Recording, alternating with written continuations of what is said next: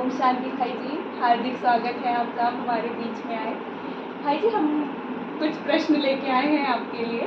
सबसे पहला भाई जी, माला के बारे में जानना था कि किस प्रकार की या फिर कितने प्रकार की मालाएं होती हैं और उनका क्या महत्व है, अगर आप प्रकाश डालें इस पर। जी, आपने बड़ा अच्छा प्रश्न किया है। भक्ति मार्ग में भी माला का महत्व है और ज्ञान मार्ग में भी माला का महत्व है। भक्ति की माला अलग है और ज्ञान मार्ग की माला अलग है, लेकिन जो भक्ति मार्ग में हम माला का गायन और पूजन करते हैं, जो हमने ज्ञान मार्ग में इस ईश्वरीय पढ़ाई में जो हमने पुरुषार्थ किया है, उन अनन्य रत्नों की जो आत्माएं इस समय पुरुषार्थ कर रही हैं, उस पुरुषार्थ के आधार पर अलग अलग मालाओं का महत्व होता है। उसमें भक्त माला है और उसमें फिर रुद्र की माला है, रुंड की माला है, विष्णु की माला है, और कुछ जो संगम युग पर ब्राह्मण बच्चे हैं, उन ब्राह्मणों की भी माला अलग अलग है। तो जितनी भी माला है, चाहे वो रुद्र माला है, रुंड माला है, या विष्णु की माला है, या भक्त माला है, या ब्राह्मण माला है, ये जितनी भी मालाएं हैं वो दरअसल आत्माओं की माला है। और जैसा जैसा जिस युग में जैसी आत्माओं ने पुरुषार्थ किया है, उस पुरुषार्थ के आधार पर उनकी आत्माओं की माला बनाई जाती है। उस आधार पर उन मालाओं को अलग अलग वर्गीकरण किया जाता है। तो भाई जी, ये चारों मालाएं मतलब अभी संगम युग पर ही चारों माला में कौन कौन जाएगा ये तय हो जाता है, ऐसा है क्या? जी, उसमें ये सब कुछ अभी ईश्वरीय पढ़ाई के आधार पर है। अच्छा, समझा। तो 4 प्रकार की मालाएं होती हैं भाई जी। इसी से एक मिलता जुलता प्रश्न है भाई जी, इसमें से रुद्र माला और रुंड माला में क्या अंतर है और कैसे डिसाइड होता है? रुद्र माला और रुंड माला में अंतर है। रुद्र माला वो माला है जो निराकार आत्मा की और परमात्मा की माला है। आत्मा निराकार गोल होती है, एक ज्योति बिंदु स्वरूप है, तो वहाँ रुद्र की माला भी गोल गोल दाने के रूप में होती है। उसमें आप देखिए एक छिद्र होता है, तो वो आत्मा का स्वरूप, निराकार आत्मा का और परमात्मा का रूप है। और ये रुद्र की माला पूरे 550 करोड़ आत्माएं, जितनी भी आत्मा जो निराकार रूप में है, वो सभी रुंड की माला ना होकर रुद्र की माला कहला जाती है। और इसमें फिर वो 108 की जो मुख्य रूप से है, वो 108 की माला का गायन भी होता है और पूजन भी होता है। अब बात आती है रुंड माला। रुंड माला वो माला है जिस माला को इस समय ईश्वरीय समर्पणता के आधार पर जो बच्चे परमात्मा के ऊपर बलिहार जाते हैं, जो समर्पित हो जाते हैं, जो परमात्मा के ऊपर बलिहार और समर्पण के आधार पर रुंड माला बनती है, माना जो परमात्मा के गले का हार बन जाते, वो रुंड माला कहलाती है। और वो अनन्य बच्चे समर्पित होकर भगवान की श्रीमत पर चलते हैं, उन पर बलिहार जाते हैं, उन पर कुर्बान जाते हैं, वो रुंड माला कहलाती है। बहुत सुंदर भाई जी। तो रुद्र माला तो सारी आत्माओं की माला हो गई दुनिया में जितनी है, और रुंड माला वो माला उन लोगों की माला हो गई जो बाबा पे बलिहार। बहुत सुंदर भाई जी। भाई जी, ऐसे ही आपने और 2 मालाओं की बात की थी। एक हो गया विष्णु की माला और एक हो गई भक्त माला जी। तो उसका क्या, उनमें क्या अंतर है? हाँ, उनमें भी बड़ा अच्छा प्रश्न है। उन दोनों में भी अंतर है। अच्छा। भक्त माला और विष्णु की माला में भी अंतर है। विष्णु की जो माला है, ये वो माला है जो आदि सनातन देवी देवता धर्म के बच्चे हैं। वो सतयुग में सूर्यवंशी घराने के हों, चाहे चंद्रवंशी घराने के हों, चूंकि वो सभी आदि सनातन देवी देवता धर्म के हैं और उनको सभी को विष्णु की माला कहा जाता है। वो देव कुल के बच्चे, जो दैवीय कुल के, दैवीय घराने के बच्चे हैं, वे सभी विष्णु की माला में आते हैं, इसलिए वो विष्णु की माला है। और वो सतयुग से लेकर त्रेता तक की माला है।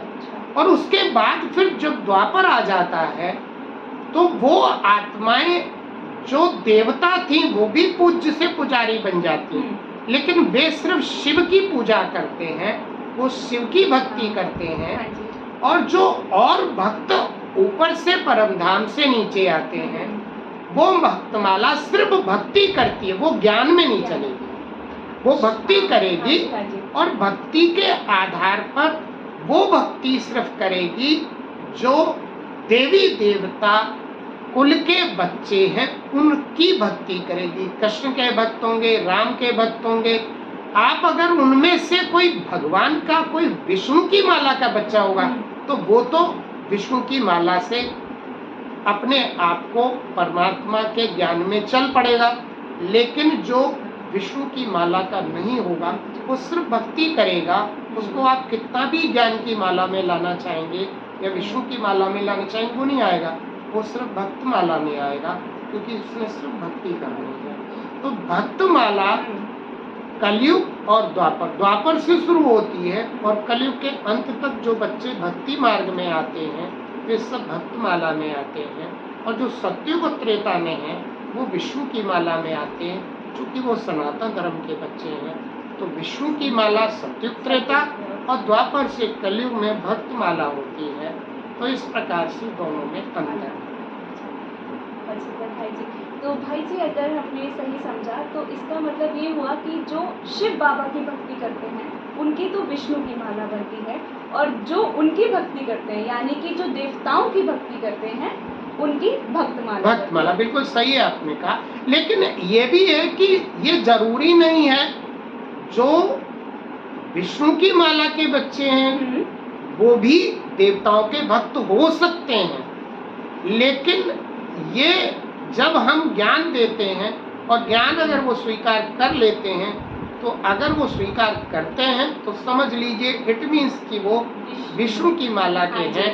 और अगर वो भक्ति ही पसंद करते हैं, वो ज्ञान पसंद नहीं करते, तो समझ लीजिए कि वो भक्त माला में ही आएंगे। तो भक्त माले वाले विष्णु की माला में नहीं आना चाहिए, क्योंकि वो ज्ञान ही नहीं सुनेंगे, ज्ञान नहीं सुनना चाहते, क्योंकि उनको भक्ति ही पसंद है और भक्ति ही लाइक करें।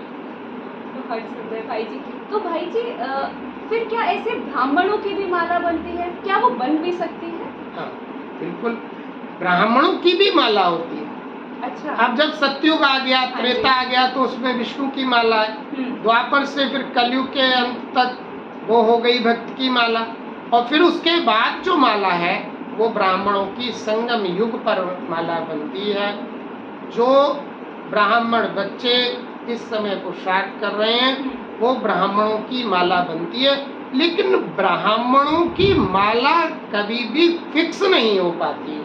अच्छा। उसका कारण ये है कि ब्राह्मण कभी तीव्र पुरुषार्थ करते हैं, कभी उनका पुरुषार्थ स्लो हो जाता है, कभी वो तीव्र पुरुषार्थ करते हैं, कभी फिर स्लो हो जाते हैं। आज देखें तो बहुत अच्छी स्थिति है, कल कोई परिस्थिति आ जाती है तो उनकी स्थिति डाउन हो जाती है। तो स्थिति जो अप और डाउन हो रही है इस कारण से ब्राह्मणों की माला नहीं बन पाती है। इसलिए ब्राह्मणों की माला तो है लेकिन ब्राह्मणों की माला कभी फिक्स नहीं हो पाती। इसलिए ब्राह्मणों की माला होते हुए भी ब्राह्मणों की माला को हम कोई फिक्स माला नहीं कह सकते, क्योंकि कभी बच्चे बहुत अच्छा पुरुषार्थ कर रहे हैं, कभी माया की कोई ऐसी बात आ जाती, माया के विघ्नों में आ जाते हैं, तो वो फिर वो माला फिर आज एक दाना आगे है, कल वो दूसरा दाना आगे फास्ट चला गया, वो पीछे वाला आगे चला गया, आगे वाला पीछे चला गया। तो वो उसके पुरुषार्थ के आधार पर वो ये डिसाइड नहीं कर पाते हैं कि किसको कौन सा नंबर दिया जाए, क्योंकि पुरुषार्थ में सब नंबर वार पुरुषार्थ अनुसार है। तो जैसा जैसा पुरुषार्थ करते हैं उस आधार पर ब्राह्मणों की माला बनती चली जाती है। लेकिन कोई ऐसा डेफिनेट नहीं होता है जैसे जैसे पुरुषार्थ में वो अपनी स्थिति को सेट करके उस स्थिति को, जो बाप समान स्थिति है, उसको पाते जाते हैं, उस अनुसार नंबरवार जब लास्ट समय आएगा, विनाश का समय आएगा, और जब सब घर चलने का समय आएगा और वो लास्ट घड़ी होगी, तब वो माला फिक्स हो जाएगी कि किसको कौन से रतन में आना है। वैसे जो 108 रतन की माला भी, हाँ जी, उसको भी गायन होता है, हाँ उसकी जी, पूजा होती है। 108 रतन वे रतन है, जिसको 8 जो अष्ट, आप देखो अष्ट रत्नों की अंगूठी भी हाँ पहनते जी, हैं, तो अष्ट रतन वे रतन है जो 8 मुख्य, जो 8 श्री कृष्ण की गद्दियां हैं। कहते हैं ना श्री कृष्ण अच्छा, हाँ जन्माष्टमी, जी, हाँ जी, तो हाँ, श्री कृष्ण अष्टमी। जन्माष्टमी का ही वही गायन है कि वो जो अष्ट रतन हैं, उन अष्ट रत्नों से ही 8 जो हैं वो अनन्य बच्चे हैं भगवान के, और फिर 108 जो है वो उनके साथ में उनके पेयर हैं, और साथ में जो उनकी राजाई में आएंगे, जो रॉयल फैमिली में होंगे, वो भी उन्हीं के जैसा पुरुषार्थ करेंगे। तो ये सारे 108 के जो मुख्य हैं, जिनकी गायन और पूजन होता है, वो फिक्स है। लेकिन जो ब्राह्मण बच्चे हैं उनकी माला कोई अभी ऐसी फिक्स नहीं है जो इसको हम कह सकते हैं तो भाई जी भले ही ब्राह्मण पुरुषार्थ कर रहे हैं, बट माला नहीं बन माला सकती, नहीं बन क्योंकि सकती। कभी आगे, कभी पीछे, कभी ऊपर, अभी कभी अभी नीचे। पुरुषार्थ अप डाउन हो रहा है। हाँ जी। माया का ऐसा तूफान आता है हाँ कि जी। बड़े बड़े, आप देखिए बड़े बड़े हाँ। अच्छे वृक्ष भी वो जमीन पे गिर जाते हैं। तो माया का ऐसा तूफान आता है, माया ऐसे आत्माओं को, बड़े बड़े अच्छे महारथियों को भी अप डाउन करती रहती है। इसलिए ब्राह्मणों की माला भी डिसाइड नहीं कर सकते हैं। और फिर बड़ा ही सूक्ष्म पुरुषार्थ है और बड़ा गुप्त पुरुषार्थ है। गुप्त पुरुषार्थ होने के कारण हम कोई बाहर से जान भी नहीं सकते कि कौन कितना ऊंचा पुरुषार्थ कर रहा है। ये तो भगवान जानते हैं, परमात्मा जानते हैं, और वो आत्मा जानती है जो पुरुषार्थ कर रही है। तो ये तो गुड़ जाने गुड़ की गोथली जो बाबा कहते हैं, वो सिर्फ वही जान सकते हैं। इसलिए परमात्मा को जानी जाननहार कहा जाता है।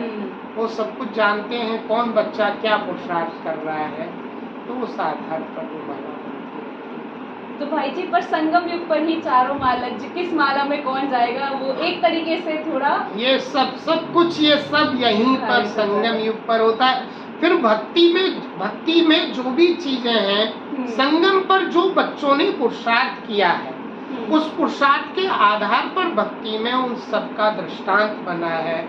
भक्ति मार्ग में माला के रूप में उनकी पूजा होती है, चाहे त्योहार के रूप में, चाहे माला के रूप में, चाहे कथाओं के रूप में। तो जो भी है वो सब संगम पर बच्चों ने पुरुषार्थ किया है। उस आधार पर ज्ञान के जो जो पुरुषार्थ हैं, ये सब भक्ति मार्ग में गायन और पूजन होते हैं, और इस तरह से ये सब चलता है। तो ज्ञान और भक्ति में बड़ा अंतर है। ज्ञान का अर्थ, ज्ञान माना लाइट है, भक्ति अलग चीज है, ज्ञान अलग चीज है। ज्ञान मार्ग अलग है, भक्ति मार्ग अलग है। तो ये दोनों मार्ग अलग अलग है। जब तक हम ज्ञान नहीं लेते हैं, हमें ज्ञान की रोशनी नहीं आती, तब तक हमें भक्ति करनी है। और भक्ति करनी ठीक भी है, भक्ति से कुछ नहीं है, नुकसान भी नहीं है, तो फायदा नहीं है। तो अल्पकाल के लिए, थोड़ी देर के लिए हम पापों से बचे रहते हैं, उस समय हमसे पाप नहीं होते हैं। तो इस तरह से जब ज्ञान हो जाता है, रोशनी मिल जाती है, तो हमें पता लग जाता है राइट क्या है, रॉन्ग क्या है। तो दोनों में अंतर है। बहुत सुंदर भाई जी वैसे हम बातों से ये भी समझे हैं कि त्योहारों का और देवताओं का भी कुछ महत्व है, वो हम फिर से आपसे डिटेल में पूछना चाहेंगे। बिल्कुल आपका समय लेंगे फिर से। भाई जी बस एक लास्ट प्रश्न ये है कि जैसे शंकर जी की काफ़ी सारी मालाएं दिखाते हैं, हाथ में, सर पे, तो उसका भी कोई सिग्निफिकेंस? बहुत अच्छा आपने प्रश्न किया है।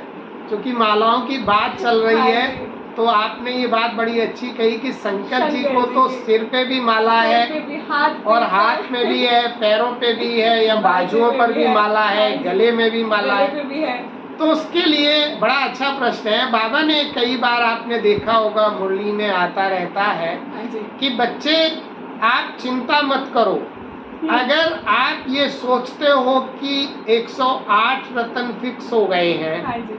अब हमारा नंबर आएगा कि नहीं आएगा, तो चूंकि भक्ति मार्ग में शिव और शंकर को एक दिया है, हाँ जी। जो शिव के बारे में संसार में लोग कुछ कहना चाहते हैं तो वो शंकर के ऊपर लागू करके वो वर्णन कर लेते हैं। हाँ जी। तो कह भी देते हैं शिव और शंकर एक है। हाँ जी। तो जो कुछ शिव ने किया है, चूंकि शिव निराकार हैं और शंकर का वो साकारी शरीर है, तो लोगों ने जो कुछ भी शिव की महिमा है या वर्णन है वो शंकर के ऊपर कर दिए, तो उनका चित्र के ऊपर दिया है। तो परमात्मा शिव बाबा ने इस समय हम बच्चों से कहा कि बच्चे, अगर तुम पुरुषार्थ करते हो और अच्छा पुरुषार्थ करते हो, तीव्र पुरुषार्थ करते हो, तो आप चिंता मत करो, मैं लड़ियां बना दूंगा। एक बार आया था बाबा के, आपने देखा होगा मुरली में बाबा के आता रहता कि मैं लड़ियां बना दूंगा। तो लड़ियों का मतलब यहाँ यही है कि हम अगर अच्छा पुरुषार्थ करेंगे तो बाबा अपने सिर पर भी एक लड़ी है, बाबा की माला है। अगर आप अच्छा पुरुषार्थ करेंगे तो बाजू में भी आप माला है, एक लड़ी है, हाथ में भी एक लड़ी है, दाहिने में भी है, बाएं में भी है। अब आप लेफ्ट हैंड ही बनना चाहते हैं, राइट कहते हैं ना, भगवान के राइट हैंड है कि लेफ्ट हैंड है।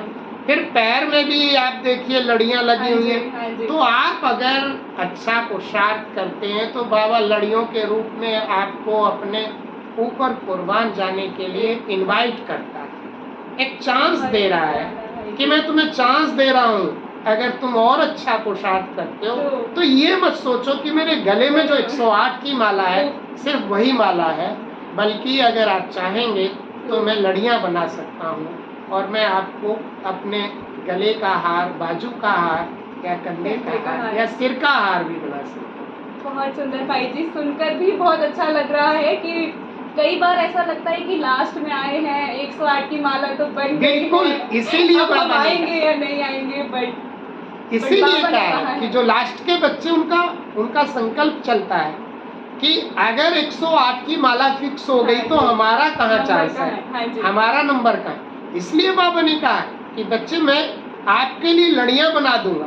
तो मेरे अंदर भी एक दिन ख्याल आया कि बाबा वो लड़ियां कौन सी हैं। तो मेरा एक दिन विचार चला कि शंकर के गले में सिर्फ माला नहीं है, उनके सिर पर भी माला है, उनकी जूड़े में भी माला है, उनके बाजू में भी माला है, हाथ में भी लड़ियां हैं, दाहिने में, बाएं हाथ में भी, पैरों में भी। तो मैंने कहा इसका दृष्टांत तो भक्ति मार्ग में भी दिया है कि लड़ियों के रूप में शंकर ने कई जगह माला ली। तो हम जैसा अगर तीव्र पुरुषार्थ लास्ट सो फास्ट जाना चाहते हैं तो लास्ट सो फास्ट जा सकते। बाबा ने चांस दिया, बाबा ने सबकी सीट रखी है, बच्चे निराश ना हो, इसलिए बाबा ने पूरा चांस दिया है। लास्ट तक भी बच्चे फास्ट जा सकते हैं। जी भाई जी, बहुत सुंदर, बहुत अच्छा लगा आपसे बात करके। फिर मिलते रहेंगे हम और प्रश्नों के साथ आपके साथ। शुक्रिया ज्ञान रत्नों से हमारी झोली। मुझे भी बहुत अच्छा लगा आपसे मिलकर। ओम शांति। ओम शांति।